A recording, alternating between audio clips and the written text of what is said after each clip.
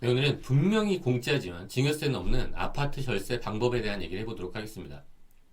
결혼하는 자녀의 주거 비용을 절감할 수 있는 방법입니다. 결혼해서 자녀들이 살고 싶어 하는 곳이 어딘가요? 아파트죠. 어떤 아파트인가요? 아주 좋은 아파트일 겁니다. 서울에서 이런 아파트의 시세 얼마일까요? 100억입니다. 이 100억 원의 아파트를 받고 싶다면 저는 얼마가 있어야 될까요? 증여세는 적어도 제가 내야 되잖아요. 저는 45억의 현금이 있어야 됩니다. 그래야지 제가 증여세를 납부할 거잖아요. 부모님께서 만약에 대신 납부해 주신다. 그럼 얼마가 있어야 될까요? 부모님께서 100억짜리 아파트를 주시면서 예금에 있는 100억은 국세청에 납부하셔야 됩니다. 이렇게 직접 납부하는 게 아닌 부모님께서 증여세를 대신 납부해주는 비용이 크다는 거예요. 이 45억 4천만 원의 증여세를 절세할 수 있는 방법이 있습니다. 100억짜리 좋은 아파트에 살면서 증여세를 내지 않을 수 있는 방법이 있죠. 뭐냐면 동거입니다. 부모님과 그 100억짜리 집에서 같이 살면 되는 거죠. 그런데 같이 살자고 하면 결혼을 못 할 수도 있겠죠. 다른 방법은 없을까요? 다른 방법도 있습니다. 아까 그 부모님이 사시는 이 아파트 말고 부모님은 아파트를 한 채 더 갖고 계신 거예요. 15억짜리입니다. 조그만 아파트가 한 채 있으신 거죠. 부모님이 거주하는 그 아파트가 아니라 부모님이 갖고 계신 다른 아파트에 거주한다면 전 증여세를 얼마나 납부해야 될까요? 그 아파트의 시세는 15억입니다. 그럼 저는 증여세를 600만 원 납부해야 됩니다. 600만 원, 꽤 큰 돈 같지만 5년 동안 600만 원입니다.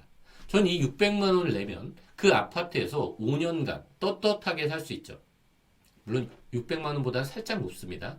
내가 그리고 증여를 처음 받았다는 걸 가정한 거예요. 5년이 지나면 다시 5년을 살고 싶다. 600만 원보다는 조금 더 높아지겠죠. 왜냐하면 10년간 증여가 2번 이루어진 거니까요. 그런데 그 아파트의 시가가 12억이다. 그럼 어떨까요? 제가 그 아파트에 살아도 5년 동안 살아도 저는 증여세를 납부하지 않습니다. 5년 더 살면 어떻게 될까요? 그때도 증여세를 납부하지 않죠. 어떻게 이게 가능할까요? 사실 15억에서 600만 원도 작죠. 근데 12억이라면 증여세가 없다는 거예요. 분명히 무상 사용은 증여거든요. 증여세법상 증여는 맞습니다. 그런데 상속세 및 증여세법에서는 부동산 무상 사용에 따른 이익의 증여를 별도로 규정하고 있어요. 어떻게 계산하는지까지 나와 있는 거예요. 증여세를. 이게 그 규정입니다. 부동산을 무상으로 사용함에 따라 이익을 얻었다면 그 이익에 상당하는 금액, 그게 증여재산 가액이라 이거예요. 참고로 이 100억짜리 아파트는 왜 세금이 없었을까요? 단서 조항이 있습니다. 아까 그 조문에. 그 부동산의 소유자와 함께 거주하는 주택은 제외랍니다. 그러니까 증여세가 없다는 거죠. 다시 한번 아까 15억과 12억으로 돌아가 보겠습니다. 15억은 5년간 증여세를 600만 원 냈습니다. 12억은 한 푼도 안 냈죠.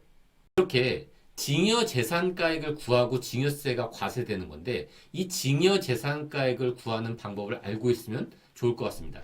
간단하게 좀 설명시켜 드려보면 이겁니다. 시가에다가 2%를 곱하는 거예요. 그리고 현재 가치를 하는 겁니다. 잘 감이 안 오실 텐데 우리가 아파트에서 1년을 살잖아요. 1년치 사는 비용이 있을 거잖아요. 그럼 언제 내죠? 보통 요때 내겠죠. 1년 더 살았습니다. 요때 내겠죠. 1년 더 살았습니다. 요때 낼 겁니다. 1년 더 살았으면 요때 낼 거고요. 1년 더 살았으면 이때 낸다는 거죠. 그런데 이걸 지금 과세하겠다는 거예요. 그러다 보니까 요렇게 이자 비용만큼 빼줍니다. 지금 과세하니까요. 5년치를 한 번에 과세하는 거니까. 이렇게. 근데 이자율이 몇 퍼센트죠? 10%. 꽤 많이 빼주네요. 10%의 이자율로 이렇게 빼주는 거예요. 그러니까 금액이 줄어드는 거죠, 약간. 그런 효과가 있는 겁니다. 그래서 이렇게 15억 곱하기 2%. 사실 연간 임대료를 2%로 설정했다는 건 이 자체도 그렇게 크지 않은데 이걸 다시 10%로 할인해주고 이 5개의 합을 딱 구해보는 겁니다. 이게 증여재산 가액이랍니다. 그런데 아까 그 조문에는 단서 조항이 있습니다. 다만 대통령령으로 정하는 기준금액 미만은 이 정도는 봐준다. 라는 거죠. 그게 얼마죠? 1억입니다. 아까 그 5년치 임대료를 다 계산해 보니까 1억이 안 되는 거예요. 그러면 과세하지 않겠다는 거죠. 그 정도는 뭐 빼주겠다는 겁니다. 이 금액을 계산해 보면 그 시가가 12억에서 13억 정도 합니다.